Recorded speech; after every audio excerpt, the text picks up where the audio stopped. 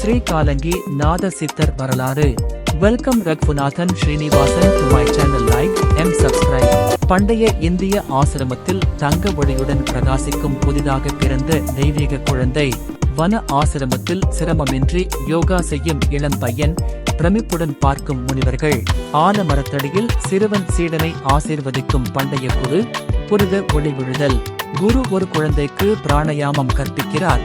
அவர்களை சுற்றி ஒளிரும் ஆற்றல். தியான நிலையில் சுருங்கி வளர்ந்து வரும் மாய யோகி. மாயமான ஆற்றல் அலைகள்.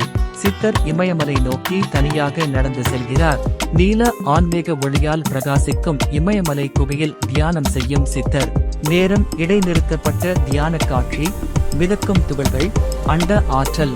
மலை உச்சிக்கு மேலே உயரமான உயரம். பிரகாசமான ஒளி. பழங்கால மரக்கிண்ணங்களில் மூலிகைகளை கலக்கும் சித்தர். பச்சை வன பளபளப்பு. சித்தரிடமிருந்து குணமடையும் கிராமவாசிகள். சூடான தங்க ஒளி. சித்தர் கல்குகை ஆய்வகத்தில் நவபாஷான அமுதத்தை உருவாக்குகிறார். மாயப்புகை. பாலைவனங்கள், காடுகள், ஆறுகள் வழியாக மண்டலத்துடன் பயணிக்கும் சித்தர். திபெத்திய துறவிகளை பனி வளத்தில் சந்திக்கும் சித்தர். ஆன்மீக ஆற்றல். பனி மூடிய தோள்களுடன் இமயமலையின் ஆழமான சமாதியில் சித்தர். விண்ணில் அண்ட கால சக்கரத்தை பார்க்கும் சித்தர். எதிர்கால ஆன்மீக பார்வை. ஒளித்தாமரையில் நிற்கும் சித்தர். 4 திசை ஆற்றல்கள் இணைவது. சித்தர் கையை நீட்டியபடி காலத்தால் நிறுத்தப்பட்ட நதி காட்சி. பிரகாசமான அண்ட ஒளியால் இருண்ட நிழல் ஆவிகளை சித்தர் விரட்டுகிறார்.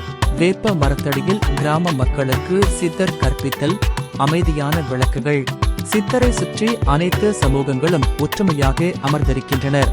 தங்க எழுத்தாணியுடன் பனை ஓலைகளில் சித்தர் எழுதுவது. பண்டைய பளபளப்பு. வானத்தில் விரிவடையும் பிரபஞ்சத்தை சித்தர் காண்கிறார். குகைச்சுவரில் ஒளியாக மாறும் சித்தர் உடல். தெய்வீக ஒளிரும் காட்சி. நித்திய ஒளிரும் சித்தர். ஒளிக்கதிர்கள் மூலம் வானத்திலிருந்து தேடுபவர்களுக்கு வழிகாட்டுகிறார். காசி, வாரணாசி. இவர் தனது வாழ்நாளின் பெரும்பகுதியையும் தவத்தையும் உத்தரப்பிரதேசத்தில் உள்ள காசி பகுதியிலும் அதன் அருகில் உள்ள ஆலயங்களிலும் கழித்தவர். இங்கேயே அவர் முக்தியை அடைந்ததாக பரவலாக நம்பப்படுகிறது.